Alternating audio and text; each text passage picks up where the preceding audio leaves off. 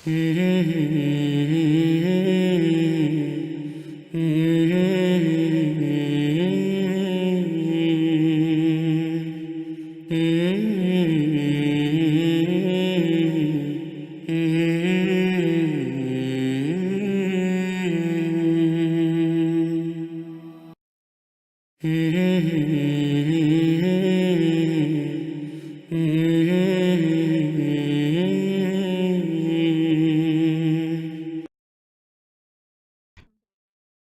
الله الرحمن الرحيم الحمد لله رب العالمين اللهم صل وسلم على سيدنا محمد وعلى آل سيدنا محمد وبارك وسلم.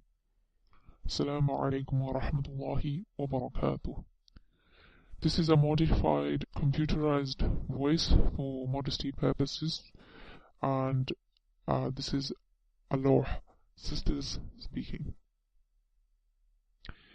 This is a presentation of Lawh Nikaah Services UK, and this particular video that inshallah ta'ala we will be delivering today is about a very stressful issue for many young brothers and sisters, not just here in this country, but I would imagine everywhere else in the world as well.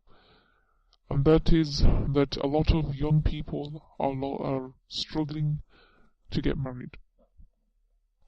And we have had a Lawh brothers and a Lawh sisters. Both have had brothers and sisters respectively who have been consulting with us about their issues, about their struggles, about their hardship, because they are unable to succeed in finding their potential spouse and or prospective spouse, inshallah ta'ala. And I've had a sister as well contact Lawh sisters, so asking for some advice about someone who is about herself, but I would imagine it's the same for many others, those who are struggling to get married. And she was describing that she is going through some hardship. So inshallah ta'ala, this is the reason why Allah have decided, talking about our service here, to do this video to inshallah ta'ala help those brothers and sisters who are struggling in this field. There is also another video that inshallah ta'ala Allah plans to do sometime in the future about the kind of spouse that we should be looking for, the general advice that is given before marriage, but we do not have a concluded idea as to how this video will run and how it will be inshallah ta'ala delivered to the public. So that is for the future, inshallah ta'ala, but this video is there to calm those who are going through the hardship of not being able to find someone for marriage. And this may be a young brother, a young sister, it may be a slightly older brother, a slightly older sister. So inshallah ta'ala, this is what we will be discussing in this video bi'idhnillahi ta'ala. And Allah willing, I will provide some advice, and if any brothers and sisters want to give some constructive comments in the section below, then inshallah ta'ala please do. It will bi'idhnillahi ta'ala help those on our database and those who are also seeking to get married. So first of all, when you intend to get married, the first thing in looking to get married, as I said, I'm not going to go very deep into how we should get married, what the process is, etc. That's also all for another video, inshallah ta'ala. We are just trying to deal with those brothers and sisters who are struggling. That's what, as I repeat constantly, this video is trying to tackle. So, when you intend to get married, first of all, every person who wants to get married should make an intention. And this section, inshallah ta'ala, will talk about the importance of that intention. So when it's time to get married, perhaps your parents have told you, perhaps you yourself have made the decision, and this doesn't matter whether it's for brothers or for sisters. It doesn't matter. When you make the intention that I wish to get married, now comes how the process of how you are going to get to that goal that you have of getting married, inshallah ta'ala. So the first thing that comes is the criteria, which we will discuss later. However, the first thing is, you should ask yourself why you wish to get married. What is the reason to get married? And I want you to list a few reasons in your mind as to why people want to get married. Why do people want to get married? Why do you want to get married? And thus, if you are looking at this because you are struggling to get married yourself, ask yourself this question. What is the reason that you want to get married? What is that reason? Is the reason just so that we can have someone to enjoy life with? Is the reason that we want someone who will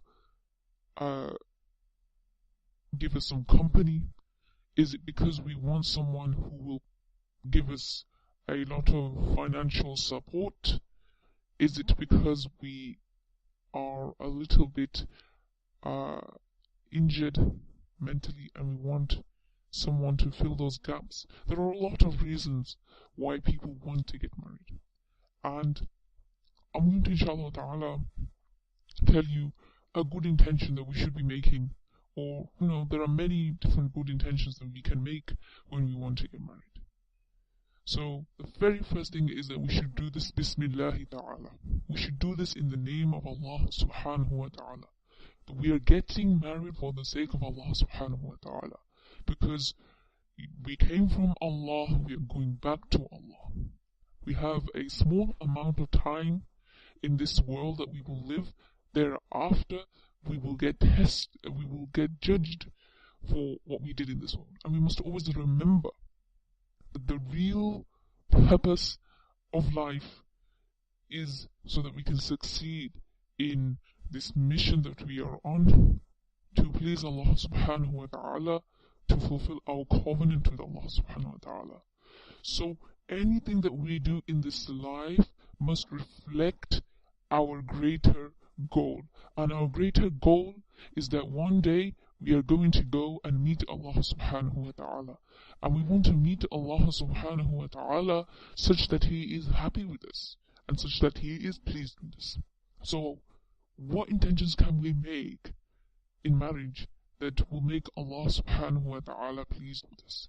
This is what we want, right? Because a marriage that is for the sake of Allah subhanahu wa ta'ala is the only blessing that we can take with us, insha'Allah ta'ala, into Jannah from this world. There is no other blessing in this world, material blessing in this world, that we can take with us. We cannot take our money, our cars, our houses, nothing. But if we have a successful marriage, insha'Allah ta'ala, both husband and wife lead lives of taqwa, then this marriage and this beautiful partner is what you will take with you to Jannah, insha'Allah ta'ala, and be with them forever, insha'Allah ta'ala. So we must think to ourselves, how can I please Allah subhanahu wa ta'ala? So the intention will be that perhaps because nikah is the sunnah of the Prophet sallallahu ta'ala alayhi wa sallam, and we wish to emulate his sunnah, and there is great virtue in this. And in the Quran, for example, Allah subhanahu wa ta'ala, He says, قُلْ إِن كُنْتُمْ تُحِبُّونَ اللَّهَ فَاتَّبِعُونِي يُحْبِبْكُمُ اللَّهُ وَيَغْفِرْ لَكُمْ ذُنُوبَكُمْ. That say, if you love Allah, then follow me, as in follow the Prophet sallallahu alaihi wasallam. يُحْبِبْكُمُ اللَّهُ. Allah will love you and forgive you of your sins. So our intention could even be to just fulfill, to emulate this ayah into our lives.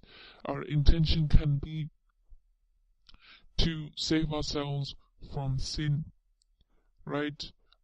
To help lower our gazes, to protect ourselves from zina and other things that are impermissible in Allah subhanahu wa ta'ala's divine law. So we want to stay away from sin. We want to stay away from sin. We want to follow the Prophet sallallahu alaihi wasallam sunnah. Those are both enough of very good intentions to get married. Another one may be to, inshallah ta'ala, have a family and increase the ummah of the Prophet sallallahu alaihi wasallam. There are other intentions that we should be making, but the main thing is that this should be for the sake of Allah subhanahu wa ta'ala, that we want to get married for His sake, and that we want to be good husbands and good wives. Because if we are a good husband, if we are a good wife, then inshallah ta'ala, respectively, we will both, a husband and a wife, will get immense ajr and immense reward in the sight of Allah subhanahu wa ta'ala. And this is the beauty of our deen, that even something that seems so mundane and something that seems very far from worship can actually be counted more than worship, more than ibadah, if it is done with the right intention and alongside everything that has to be done. So make a good intention. Make a good intention. That's the first thing. And the next thing we're discussing is, are your reasons realistic and mature? So I've mentioned two words, realistic and mature. This is very important, and I like to mention these two reasons, or these two words rather, realistic and mature, together. And you'll notice I do this a couple of times in this presentation. Are your reasons realistic and mature? Right? Is it the fairy tale kind of image that we have, that we want to get married because I want to find a Prince Charming who will take me into his palace and who will shower me with gifts and worldly gifts all the time, right? And for men, perhaps, is it because I just want someone to help fulfill my desires and procreate for me, right? Or man might say, I want someone to be my maid, to just do everything, every single thing for me. A woman may think that I want to get married because I want to have some freedom, and my prospective husband seems to be a very rich man, so I want to avail of his riches and also get more of the dunya. Are those realistic and mature reasons? Ask yourself, right? So assess yourself. Why are you getting married? What is the reason for marriage? Is it just because you want to have fun with another person and perhaps go and basically have a partner to sin with? Or is it for something more mature, more wise, right? All of these reasons will help you even find the right person. Because if your reasons are not mature and they are a very superficial image of why one should get married, then there will be struggle, brothers and sisters. And hence, remember to make your reasons realistic and mature.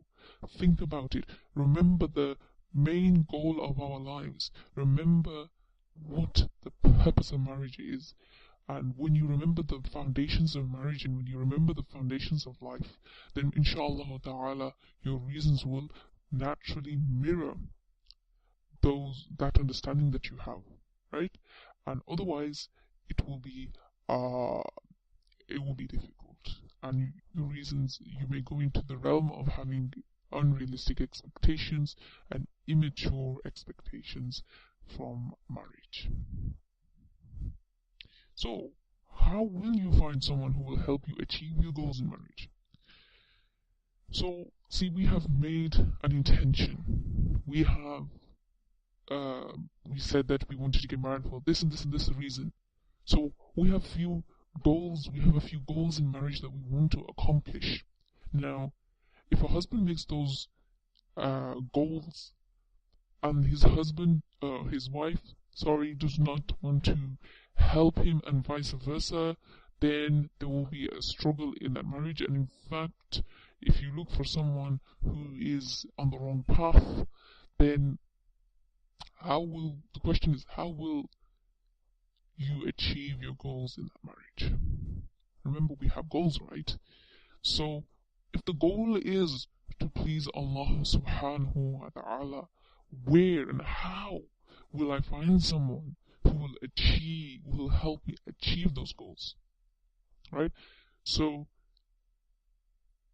it goes without saying, and again, this is for a different video in the future, so this is not for this discussion mainly, but I will touch upon it, that try to find sources that or networks that reflect who you are looking for, right? So it does not befit, if you are looking for a pious brother, to perhaps go somewhere where there is go to a particular business where products that are not permissible are sold, because over there, I'm giving a very, very broad and almost lame example, but it's true that if you go there, for example, if your sister, your guardian goes there to find a particular prospective husband, then you need to think to yourself, am I going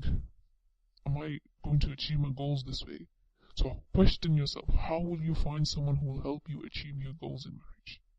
How will you? If you have to write them down, this way, that way, I have to do this, I have to do that, right? Very important.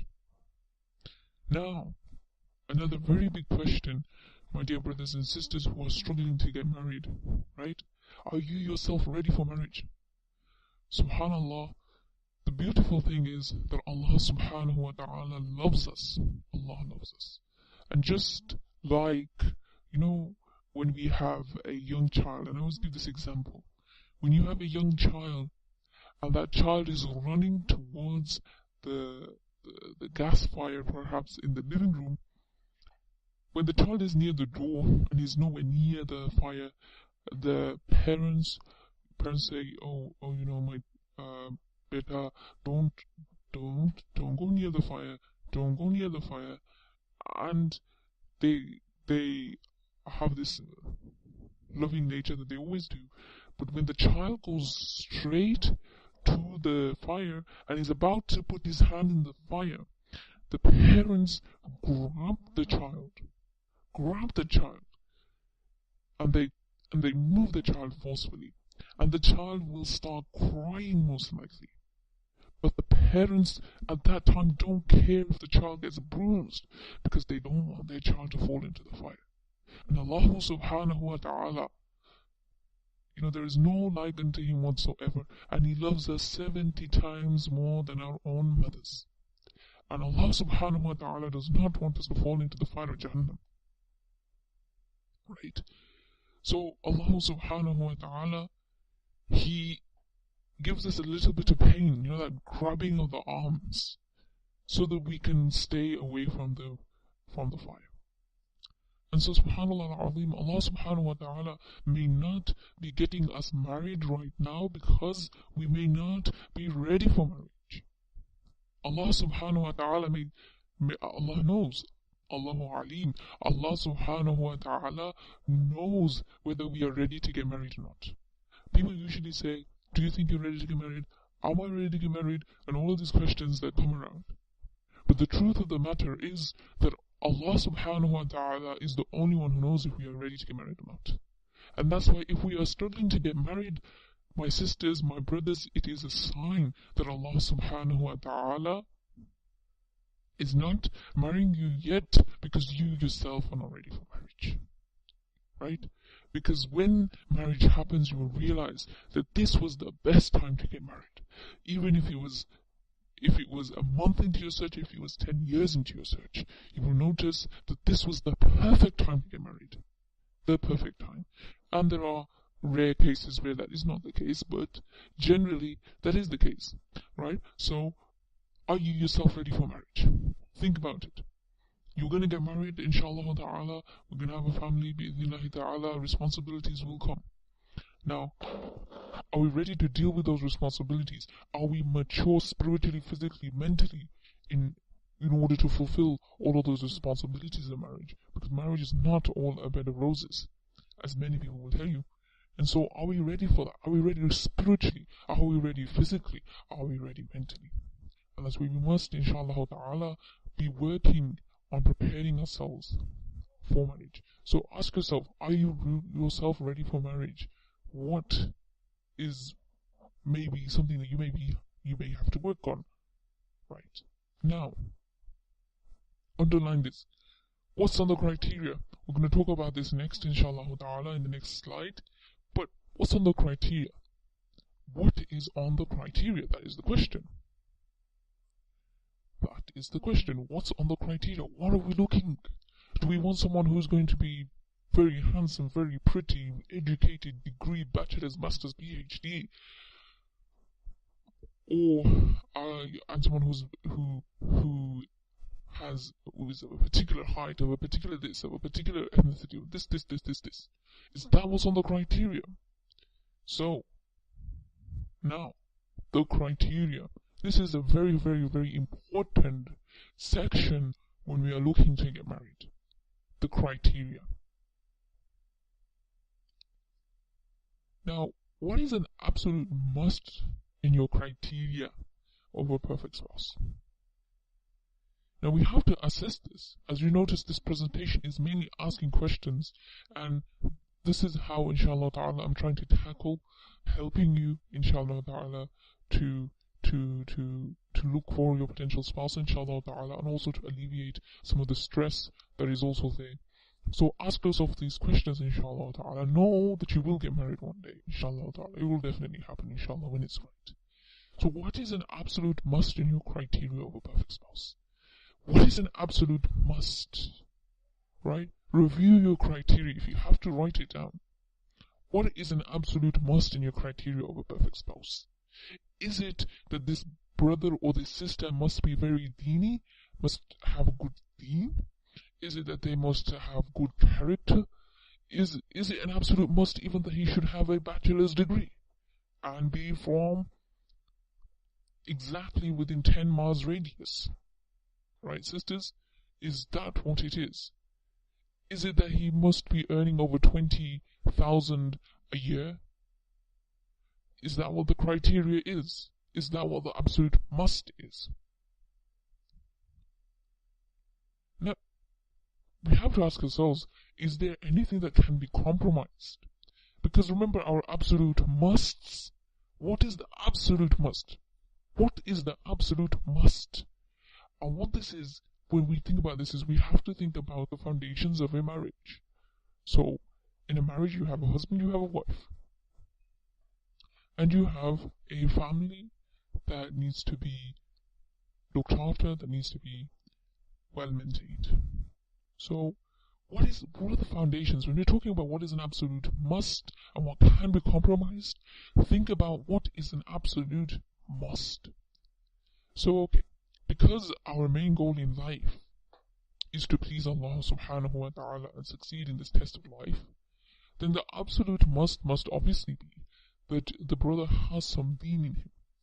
Now what this deen is that he doesn't just pray 5 times a day, but he loves his deen and he's struggling to always become a better person. And inshallah ta'ala, more on this in the other video that we have planned, inshallah ta'ala. So what is the absolute must in your criteria of a perfect spouse? First things first, piety. Right? Piety. So there is a hadith of the Prophet ﷺ which you have probably heard of, and I will not cite it again, but which entails that a woman is married for 4 reasons, and amongst those reasons, for her beauty, for her deen, for her wealth, and for her nasab, for her lineage. And the Prophet sallallahu ta'ala alayhi wasallam, he said to prefer the deen. The deen. So that's why deen is an absolute fundamental of any marriage. But after deen, we have another very important thing, and that is akhlaq. An absolute must in your search for marriage is akhlaq, right? In fact, it's better to marry a brother who prays 5 times a day and completes all of his fara'id and has the best akhlaq than marrying a brother who prays 5 times a day and is an active member in the community, is doing da'wah, is doing everything, but he doesn't have good character. So it's better to marry someone who outwardly looks a little bit less in deen, but is excellent in character, right? Because good character is a sign that a person is improving themselves in deen, inshallah ta'ala, and is struggling to become a better person. So look, one of the fundamentals is good character, and amongst the characteristics of good character that we are looking for are, for example, virtues such as patience, controlling one's anger, empathy, sympathy, lovingness, kindness, etc., etc. These are the kind of virtues that we need. So a good akhlaq, deen, fundamentals number 1 and 2.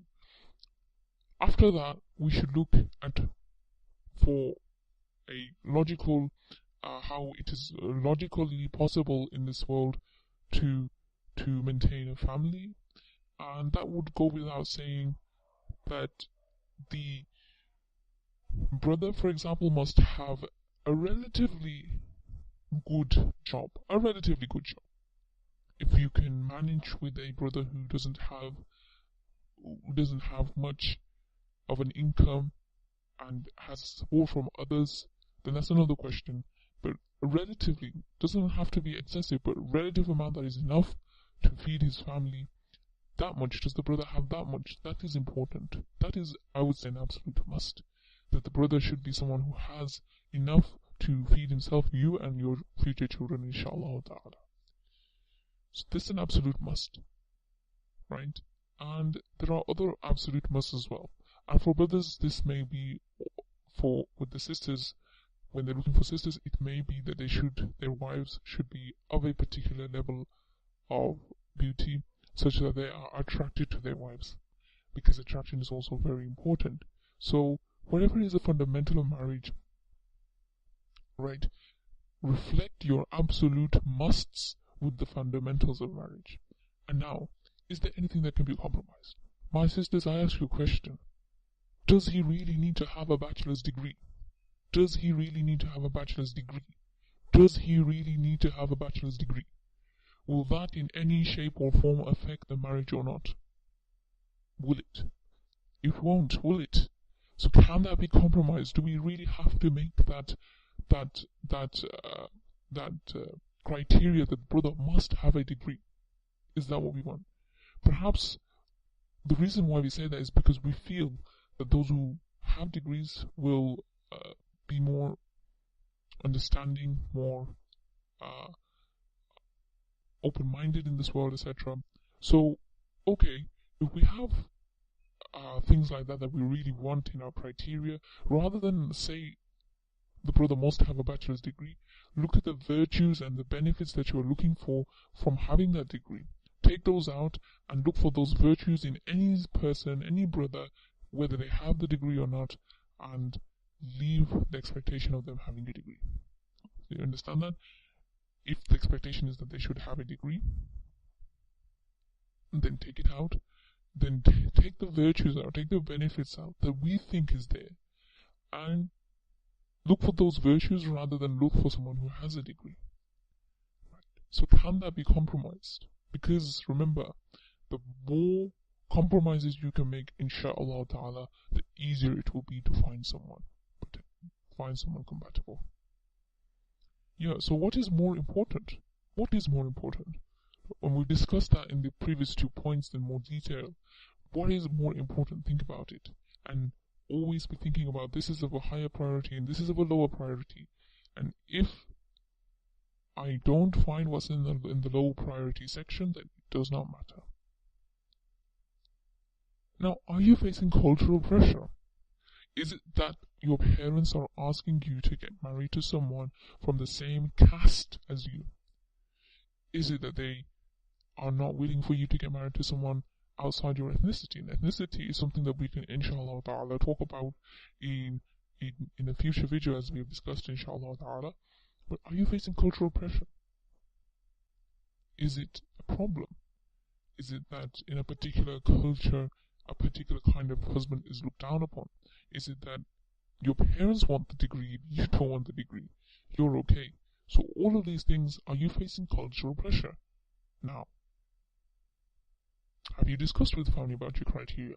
If you are going through cultural pressure and etc., have you talked to your family? Have you discussed with your family about your criteria?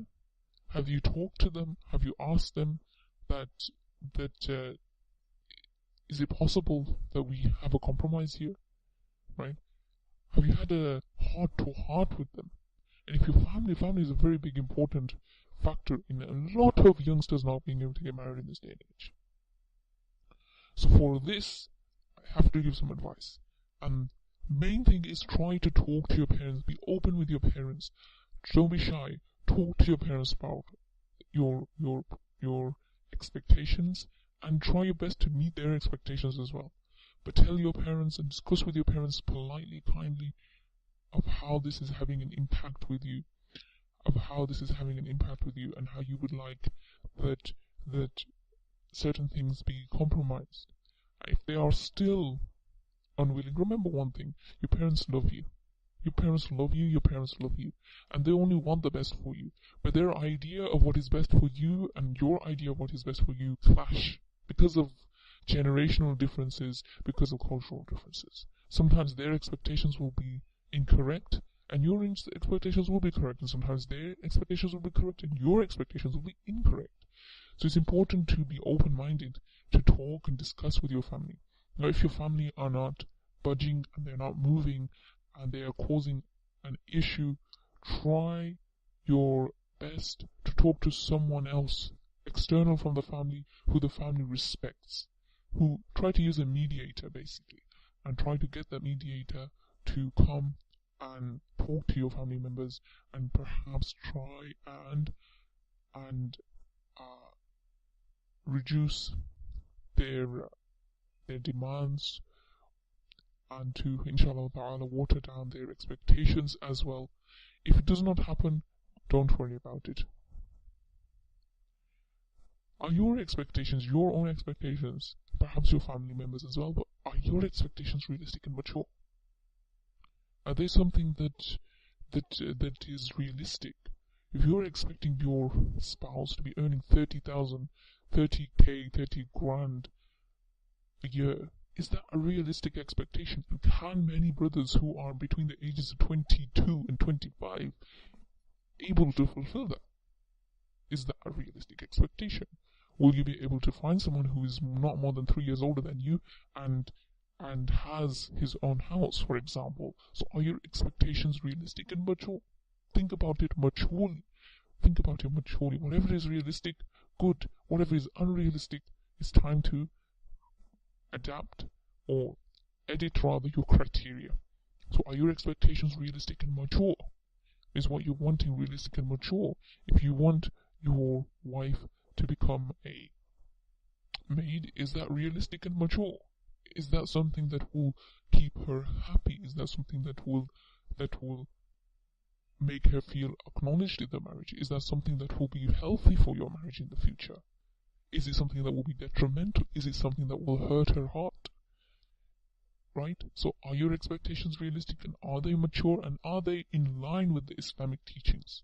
So educate yourself as well with the rights that Allah subhanahu wa ta'ala has given to the woman, and the rights that Allah subhanahu wa ta'ala has given to the man, and also the responsibilities that both sides should be looking after.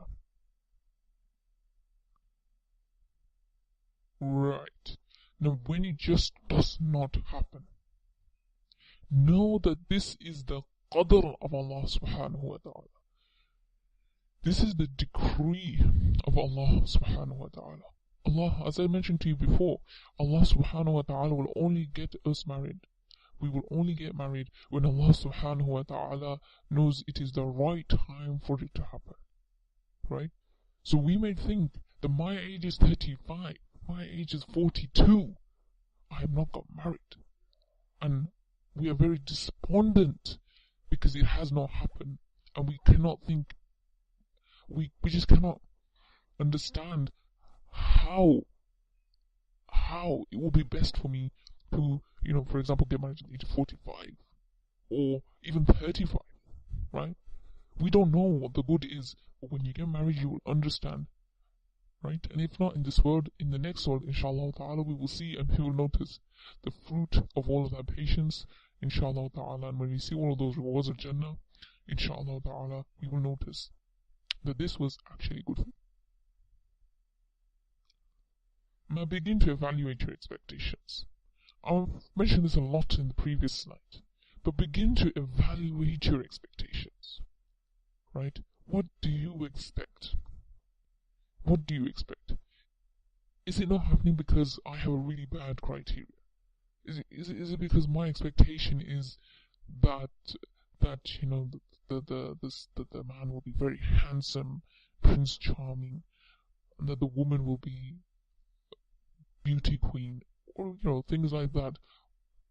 Are those expectations any longer valid, or are they have they become less important for you? Begin to evaluate those expectations, right? Is it because you have a particular criteria that the brother must be, you are at the age of 20, for example, you want your brother to be the age of 20 to 23, and you cannot find a brother who's in between 20 to 23 with every other demand? Begin to evaluate your expectations. Is it that you are expecting the husband absolutely must be a homeowner at the time of his marriage? Is it expecting a lot of mahar, a lot of dowry even? Is it expecting that the woman will be like this and the woman will be like that? Are those expectations, as we said in the previous slide, and we finished with that, are they realistic? Are they mature? Are they realistic? Are they mature? Are they realistic? Are they mature? So it's important to evaluate those expectations that we have, right? And to become a little bit more generous. Whatever we can compromise, let's compromise. If the brother is if we have a prospective brother who comes to give a proposal and he's only 2 inches taller than us, does it really matter anymore? Should it really matter? If there is a brother who's about 8, 9, 10 years older than us, right? Should it really matter? Should it really matter if everything else hits the target, right? So let's think about that. Begin to evaluate your expectations. Busy yourself. Make sure that you are trying to busy yourself in as many good acts as possible. Try to become a student of knowledge. Study the deen for the sake of Allah subhanahu wa ta'ala. Busy yourself in seeking knowledge. Busy yourself in serving the deen of Allah subhanahu wa ta'ala in whichever way you can. If you're a brother, for example, or if you're a sister and you have a degree that you're doing, or you're doing a qualification, or you are working even, busy yourself in that. Get yourself into that and make sure that you are doing things to a degree of perfection. If you are at home, if you're a sister who's at home, who doesn't have a job, who doesn't work, who doesn't go out, and you are, mashallah, just doing housework, fine. Be there and serve your parents. Be there, serve your parents, serve your mother, serve your father, because there's a lot of reward in that. And I think every married sister wishes that they could have done more for their parents. So busy yourself in that. Busy yourself in that. Busy yourself in doing in service for them. Busy yourself in doing other things. Busy yourself in ibadah. Busy yourself in worship, because after marriage you don't get a lot of time to do worship anymore. So busy yourself in doing nafal acts of salah, give sadaqah, do what you can. Busy yourself. Busy yourself. Do as much good as you can Just think like this. The once you get married, you're going to get locked up, and that's it. You know, a lot of what you wanted to do will be very, very difficult. It's not that marriage isn't beautiful. It's a whole bag of responsibilities, and life just will not be the same anymore. So busy yourself in worship. Try to get closer to Allah subhanahu wa ta'ala. Work on getting closer to Allah subhanahu wa ta'ala. Right? Leave all of those sins.